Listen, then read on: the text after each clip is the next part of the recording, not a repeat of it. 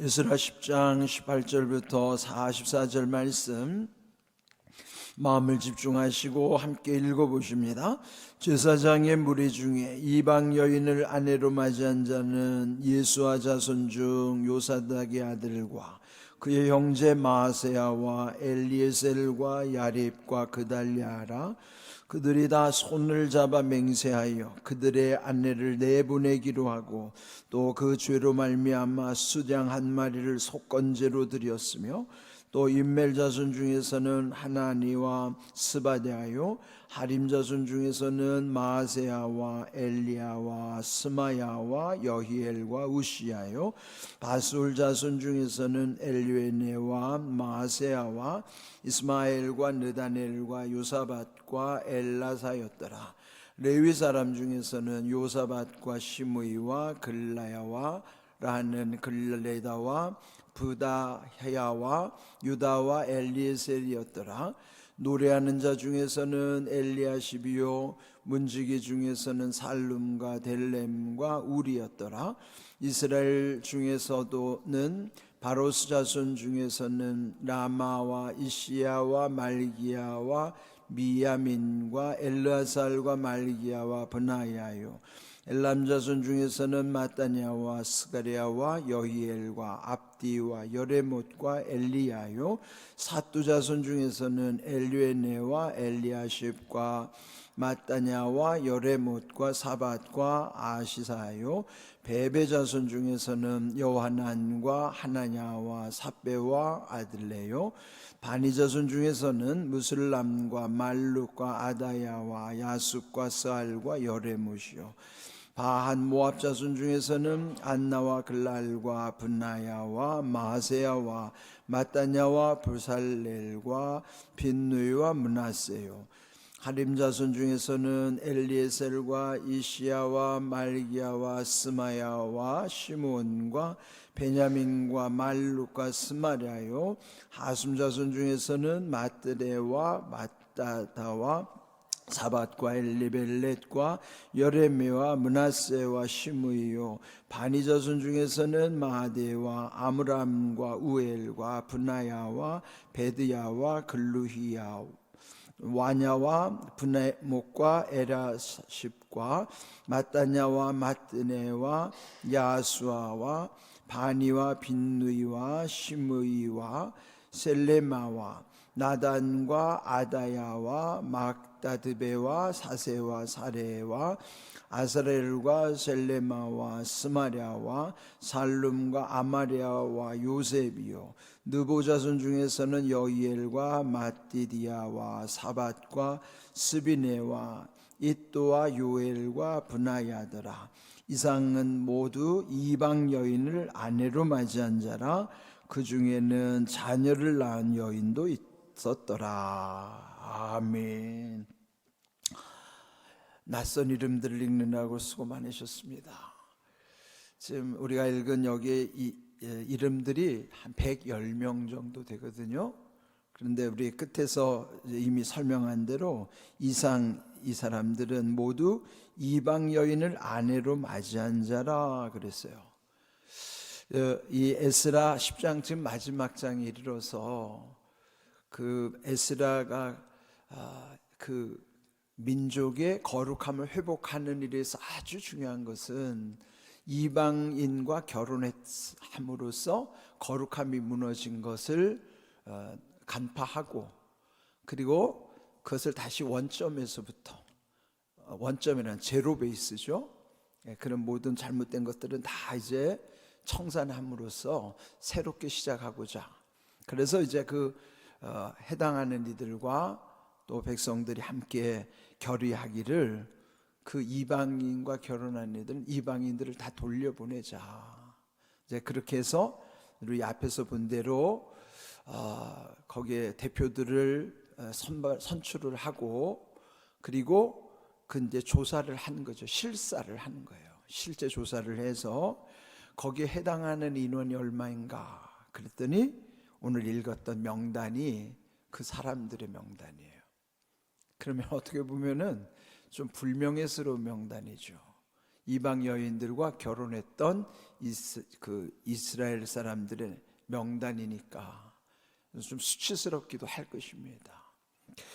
그런데 또 그에 반하여 또 자기 죄를 인정하고 회개할 수 있다고 하면 그것은 대단한 용기입니다. 우리가 살다 보면 잘못을 범할 때도 있죠. 그러나 그것을 자기가 인정하고 돌이키는 것, 그를 회개라고 그러잖아요. 그것도 대단한 용기일 뿐만 아니라 또 실제로는 하나님의 은혜라 할 수 있는 것이죠. 그런데 이제 오늘 읽은 이 말씀 16절을 보시면은 우리 앞에서 본 대로 사로잡혀 갔던 자들의 자손, 그들은 바벨론에서 포로 생활을 하고 이제 70년 세월이 지나서 스룹바벨 총독이 그들을 데리고 스룹바벨에 의해서 이제 한 5만 명 정도가 1차 귀환을 하게 된 것이죠. 그리고 스룹바벨은 그들과 함께 무너진 성전을 재건한 거예요. 다시 세운 거죠. 아주 큰 일을 한 것입니다. 그렇지만은 그들도 그 60년 세월이 지나면서 옛적 사람들과 다를 바 없이 이방 사람들과 통혼하는 거예요. 그 결혼하는 문화 가운데서 그들의 거룩함이라는 것은 이제 다 이제 사라져버리는 그런 안타까운 일이었죠.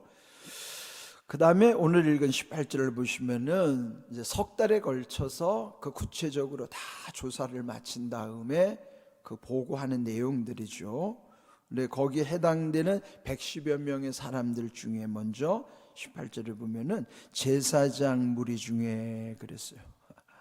제사장은 하나님께 세워진 이들이에요. 성별되고 또 제사장들을 중심으로 성전의 거룩한 일들을 다 해야 하는 아주 중요한 일임에도 불구하고 그 제사장들까지도 이방 여인과 결혼을 한 거란 말이죠. 그럼 얼마나 있을 수도 없는 일을 한 것이죠. 예? 지금 이런 일이 지금 벌어진 것인데 거기 둘째 줄에 보면은 예수와 자손 중에 이러이러한 사람들이 있었더라. 예수와는요 1차 포로 귀환 때 스룹바벨과 함께 왔던 그 당시 대제사장이에요. 제사장 가문에서도 이방 여인을 아내로 취했을 뿐만 아니라 심각하게 예수와라고 하는 대제사장 가문에서도 그와 같은 일을 저질렀다 하는 것이죠. 일반인들 평민들이 그러한 일을 저지르는 것도 또 그들 하나님이 진노하셨는데 하물며 지도자의 죄라는 것은 그는 더 하나님께서 엄히 물으시는 거예요. 그래서 여기서 지금 제사장들 더구나 예수아라고 하는 대제사장 가문에서도 이방 여인들이라는 건요 아주 그러니까 지금은 뭐 타종교인이라 해도 다시 예수님을 영접하면 예수님 영접하면은 뭐 다 그거는 새로 하시지만은 구약 시대 때는 예수님 이전 시대니까요 아주 율법이 엄격했던 거예요. 그리고 그들은 신앙 공동체였기 때문에 그들의 신앙 자체가 그 민족을 이루어서 그래서 모세에게 주셨던 율법에 의하면 이방인과는 결혼을 금한 것이죠. 그렇기 때문에 여기 지금 이 지도자들에 관한 것을 먼저 엄하게 지적을 하는 내용입니다. 그러면서 19절 그들이란 제사장 가문에서 이방 여인들과 결혼했는 사람들 그들은 다 손을 잡아 맹세하여 그들의 아내를 내보내기로 하고 또 그 죄로 말미암아 숫양 한 마리를 속건제로 드렸다 그랬어요. 그래도 그들이 자기 죄를 다 인정하고 그러면서 다 손잡아 맹세하였다. 오늘 제목이죠. 다 손을 잡아 맹세했다는 것은 그 제사장 지도자들 반열에서는 이 에스라 선지자의 그 결정 단호함에 그들이 다 수긍을 하고 함께 따르는 거예요. 다 함께 맹세하였다. 이 맹세라는 것은 하나님 앞에서 그 거룩함을 회복하는 과정이죠. 그런데 여기에 그 자기들 죄로 말미암아 속건제를 드렸다.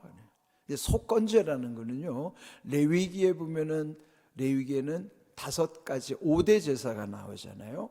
그 5가지 제사가 가장 기본이 되는 제사가 뭐죠? 그게 번제예요. 첫 번째 번제.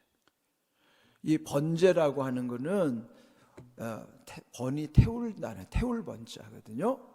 그 제물을 온전히 불살라 가지고 하나님께 드리는 거예요. 전적 헌신에. 그는 이제 번제로서는 모든 제사의 가장 기본이 하나님께 전적으로 드리는 번제가 기본이에요. 그 다음에 소제라고 하는 거는 곡식으로, 나머지 제사는 다 피 흘리는 제사인데 소제라고 하는 이 곡식으로 하나님께 드리는 제사는 피 흘림이 없는 제사예요. 그 다음에 또 화목제라고 하는 거예요. 화목제. 그 다음에 속죄제와 속건제가 있어요. 속죄제라는 하나님 앞에 죄를 범했을 때에 회개할 때 드리는 제사가 속죄제고, 속건죄라고 하는 것은 사람들과 사람들 사이에 잘못을 범할 때 또는 모르고 지은 죄, 고의성이 없는 죄, 이를테면 사고로 사람을 죽였어요. 그는 고의로 죽인 게 아니에요. 실수로. 뭐 살다 보면은 뜻하지 않는 내가 고의적으로는 죄를 짓지 않았지만은 실수해서 남에게 피해를 줄 수 있잖아요. 이제 그럴 때도 하나님 앞에 제사를 드리는데 그 제사가 속건죄입니다. 속죄죄는 하나님께 지은 죄, 속건죄는 고의적이진 않지만 사람들에게 피해를 줬을 때 지은 죄. 그렇게 5가지가 번제, 소제, 화목제, 속죄제, 속건제. 여기 속건제는 5번째 제사인데, 그런데 여기 이 표현은 뭐냐면 제사장들이 하나님 앞에 죄를 지은 것인데 왜 속건제를 드렸을까요? 자기들이 볼 때는 모르고 지은 죄라고 생각한 거예요. 제사장이 모르고 죄를 지었다고 그러면 얼마나 무지한가를 알 수 있죠. 말씀에 대한 무지, 율법을 몰랐다는 얘기죠. 근데 뭐예요?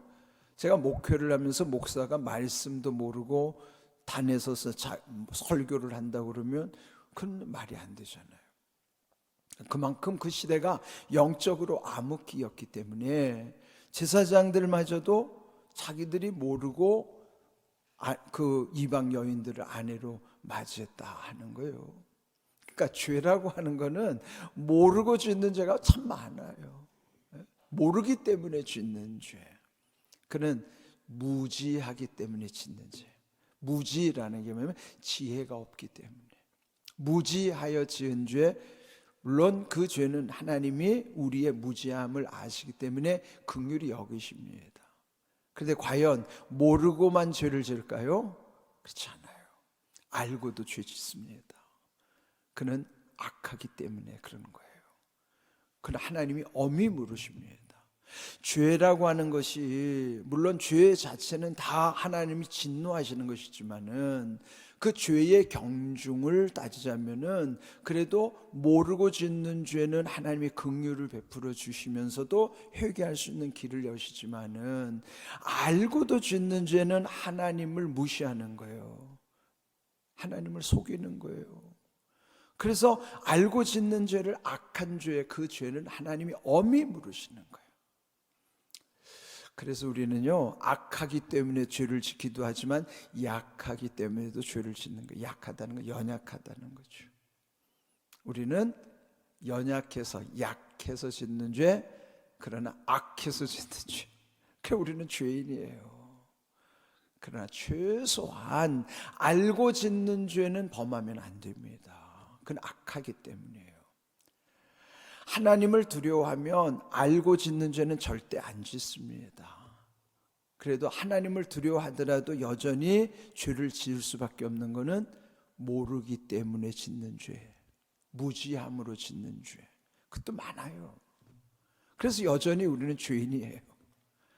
그러나 최소한 이제 예수님 믿고 하나님을 두려워하면 알고 짓는 죄는 범하면 안 됩니다. 그게 그리스도인의 기본이에요. 만일 그것만 되면 세상에 나가서 알고 막 사람들 속이겠어요? 알고 악을 저지르겠어요? 그렇게 안 한다고요. 사회의 법도 잘 지켜야 되잖아요. 이를테면 우리 교회 앞에 여기 이 횡단보도가 있어요. 그런데 차를 몰고 오다 보면은 저 마곡 쪽에서 오면은요, 이쪽으로 바로 꺾어서 들어올 수가 없어요. 저쪽 돌아가지고 와야 제대로 오는 거예요. 그런데 거기 바로 문 앞이니까 신호 어기고 그냥 바로 꺾어 들어오면 얼마나 편해요. 편한 거예요, 그거. 그래도 우리 교역자들은 절대 내가 그렇게 하지도 말라고 하지만 저도 그렇게 안 합니다. 왜 그럴까요? 사람들이 보는 눈이 얼만데요. 예? 교회차가 또 목사가 신호도 안 지킨다 그러면은 세상 사람들이 어떻게 여기겠어요? 때로 불편하더라도 규칙대로 와야지. 맞아요. 왜 흠잡힐 일을 하냔 말이에요. 그런데도 보면은 여러분들도 신경 안 쓰고 막 들어오더라고요. 차 끌고. 그게 아무것도 아닌 것 같지만은 그렇게 쉽게 죄를 그렇게 허용하면요, 하나님 앞에서 죄 짓는 거 쉽게 짓습니다. 사람들 간에 지켜야 되는 규칙도 잘 안 지키면 하나님 앞에 죄 짓는 것도 쉽게 짓는다고요. 제발 우리 성도님들은 규칙을 잘 지키셔야 돼요. 여기 불편하더라도 차를 제대로 와서 오세요. 그냥 휙 꺾고 오지 마세요. 그 아무것도 아닌 것 같지만은 거기서부터 우리가 자기 방식대로 사는 것이 익숙해져 버리는 거예요. 그래서 여러분, 이게 참 중요한 일입니다. 이런 여러 가지 일들을 사람들이 다 보고 있어요. 그러나 사람들 눈보다 더 우리가 두려워해야 하는 것은 하나님을 두려워해야 되는 일이란 말이죠. 그렇게 해서 이들은 어쨌든 죄를 지으면서도 하나님 앞에 회개하는 과정을 소홀히 여기지 않았습니다.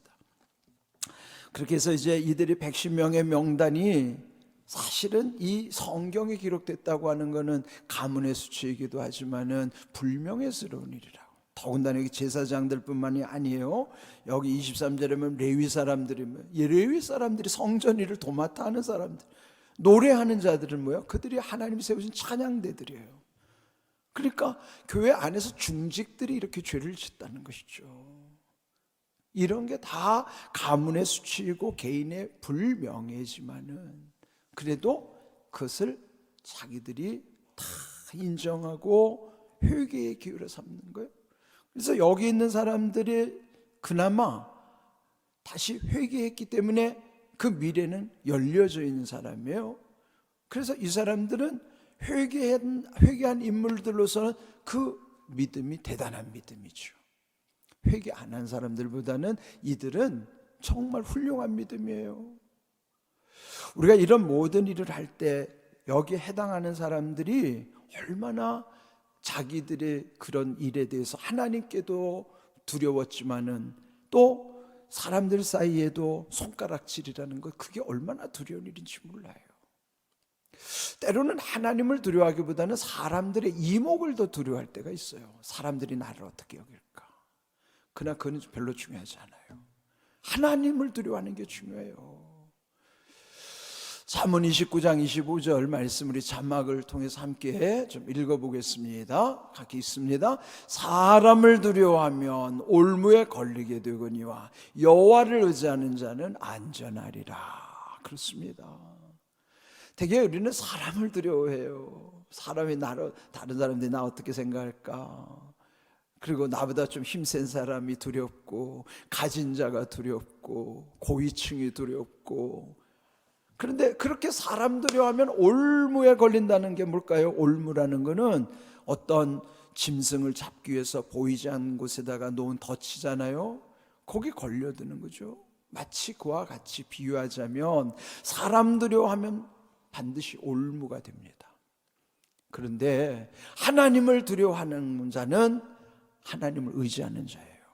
하나님을 의지한다는 건 사람을 두려워하는 게 아니라 하나님만 두려워하는 거예요. 하나님만 두려워하는 사람, 사람을 두려워하지 않고 하나님을 의지하니까 그곳은 하나님이 지켜주시기 때문에 안전한 것입니다. 사람은 올무가 되지만 하나님은 안전하게 하신다. 여러분 항상 이거 기억해야 돼요. 여기에 에스라도 지금 이 어마어마한 일을 추진하는 데 있어서 사실은 두려운 현실이죠. 여기에 해당하는 그 110여 명의 이 고발된 사람들 또한 안 그렇겠어요? 두렵죠. 그러나 이들은 사람을 두려워하면 올무가 되었겠지만은 하나님을 두려워함으로써 하나님만 의지할 때 그들은 이제 안전하게 되는 거예요. 우리 무슨 일을 할든지 먼저 하나님을 두려워하셔야 되고요, 하나님께로 향해야 됩니다. 하나님을 의지하는 자가 안전하다는 것 기억하시고, 오늘 이 에스라 이 마지막에 이르러 이 모든 일을, 이 거룩함을 회복하는 것이 정말 힘든 일이지만은 단호하게 끊을 거 끊고 그렇게 해서 그 거룩함을 이어가는 거예요. 그건 다름 아닌 하나님을 두려워함으로써, 하나님을 의지함으로써 그들을 하나님께서 지키시는 거예요. 안전한 길을 다시 걷게 하신다는 것이죠. 이런 귀한 은혜를 늘 기억하시고, 우리는 하나님만 두려움으로 세상의 모든 두려움을 이기고 하나님만 두려움으로 내 마음이 늘 평안한 은혜를 누릴 수 있기를 주님의 이름으로 축복합니다. 아멘.